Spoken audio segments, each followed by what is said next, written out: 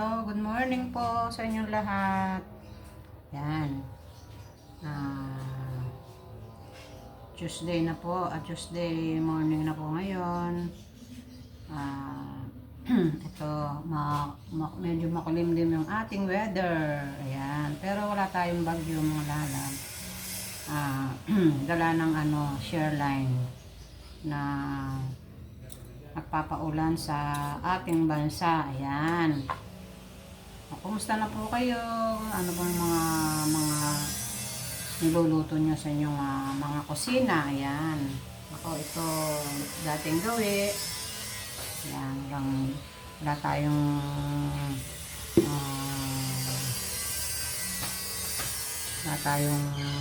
gawa, mga gawa ngayon dahil nasa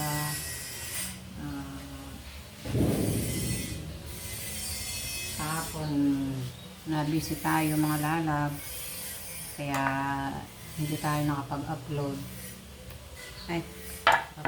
Nakapag-upload yata ako, yung maiksi lang. Ayan. Kumusta na po kayo? Luzon, Visayas at Mindanao, tsaka po yung mga nanonood sa ibang bansa. Kumusta na po kayo? Yung mga nagko-comment na mga ibang lahi, siguro nasa ibang bansa sila. Hi, how are you? Kaya batiin din natin sila. Yan, yung mga nanonood sa ating mga vlog everyday. Yan. Kaya po nagpapa-good morning po ako. Good morning, good afternoon, good evening, how are you mga taga ibang lugar. Yan, yung mga ibang taga ibang bansa po, sinashout out din po natin sila. Thank you for watching to my everyday vlog. Yan. Thank you for support to my everyday vlog. Thank you for watching. Yan. Kaya po gumagawa po tayo ng content na araw-araw, yung gusto pong manood, yung pong ginagawa natin sa araw-araw, yung pong mga bagong nanay dito sa Pilipinas, yung mga konti pang alam sa mga pagluluto. Yan, para sa inyong pamilya. Kaya nagluluto po tayo at pinapakita natin sa ating ginagawa, sa ating video, para po magaya po ninyo. Yan, kahit konting kaalaman lang sa pagluluto. Yan. For today's video mga lalab, ito naku, napakahirap linisin tong dalag. Yan, nakabili ako ng dalag ng isang araw. Buhay na buhay, nilagay ko sa isang kasirola. Maya maya tumatalon. Maya maya nawawala siya doon sa kasirola, kahit na mabigat yung, kasi medyo malaki siya. Dalawa sila. Malalaki din yung dalag na nabili ko, na pang talaga, pang ganitong luto ang lulutuin natin. Alam ko yung mga Kapampangan na mahilig din magluto ng ganitong luto. Yan ay napakasakit sa kamay, yung yung pagkaliskis lang, napakahirap. Kaya yung napagod na ako sa kakatalon ng ating dalag, kinuha ko kahit buhay siya, nilagay ko sa freezer. Ayun, nanigas siya. Kasi lagi siyang lagi siyang nandun sa may buti, yung paliguan namin dito, may may nakabarang bato, nilalagay ko para hindi siya makalusot dun sa daanan ng tubig.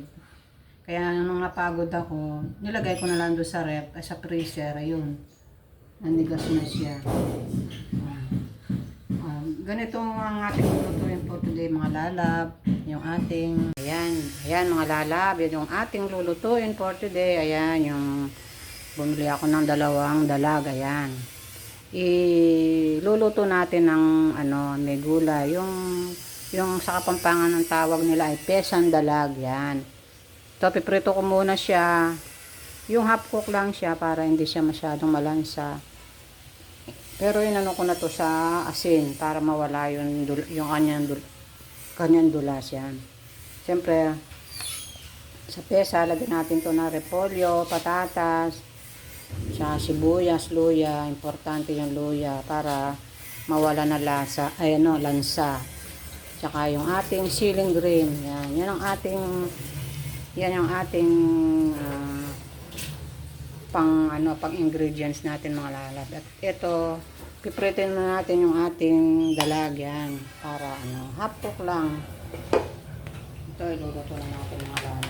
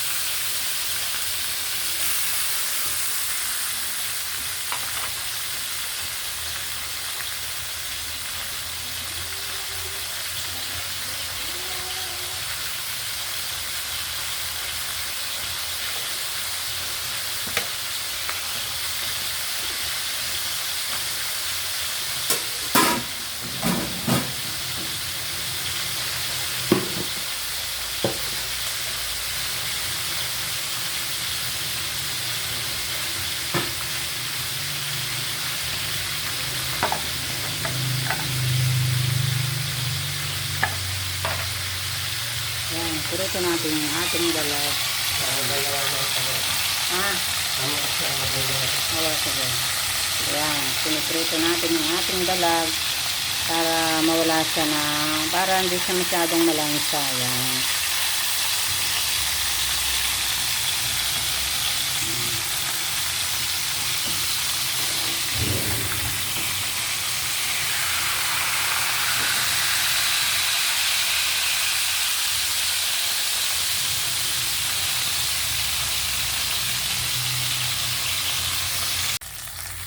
Yan, nalalab. Naprito na natin yung ating dalag. Yan. Gigisa na natin itong ating mga ingredients. Ayan, yung ating repolyo, tsaka yung ating patatas, yung ating sibuyas at luya, pinagsama ko na. Ayan. Para may na yan. Yan ang ating for today's video. Yan, nagluluto tayo ng tesang dalag. Yan. Sa Kapampangan, tesang dalag. Alam ko yung mga Kapampangan nakaka-relate ng sa luto. Yan. Itong itong mga lalab may konting sabaw siya para siyang para ka na rin parang lasang tinola, ganyan. Tinolang manok, ganyan. Ang isda rin, pwede rin tinola. Yung isda.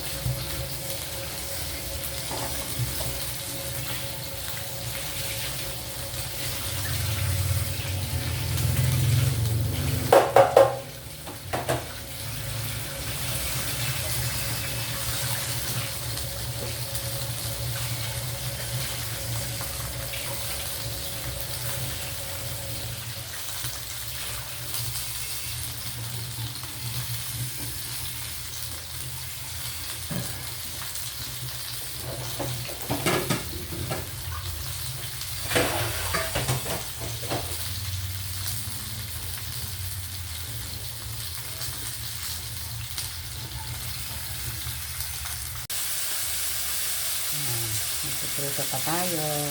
Ito na yung naluto natin. Hintayin natin yung ibang para bago tayo manggisa.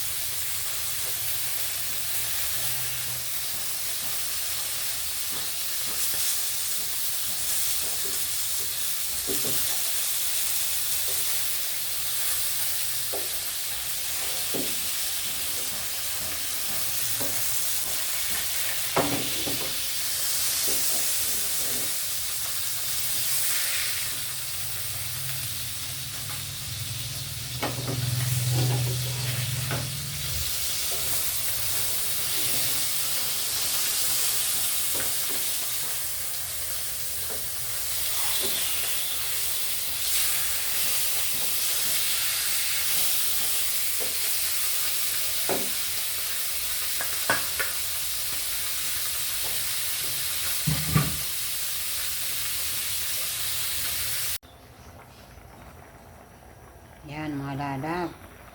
Luto na yung ating pesang dalag. Ayan. Kumukulo na siya. Ayan yung ating pesang dalag. Ayan. Lagyan natin siya ng patatas. Tsaka ito lalagay ko na yung repolyo. Ayan o. Ayan.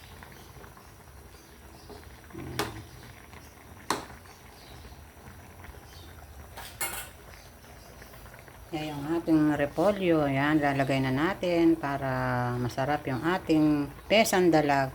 Lalagay natin itong isang siling green. Yan, para magkaroon siya ng spicy.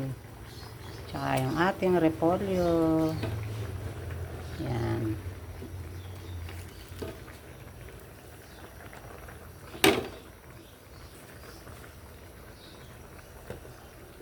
Yan, may panghalian na tayo. Yan.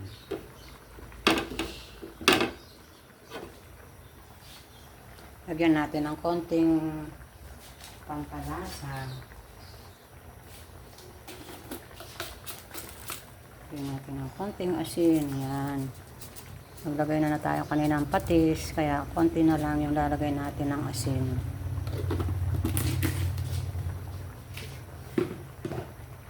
Nilagay na natin yung ating paminta. Tapos itong ating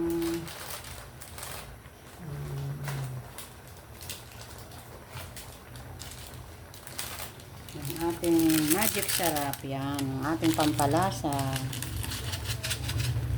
Konti-konti lang naman yung lalagay. Hindi ko naman lahat nilalagay. Para lang magkalasa ng konti. Hindi naman kailangan yung maraming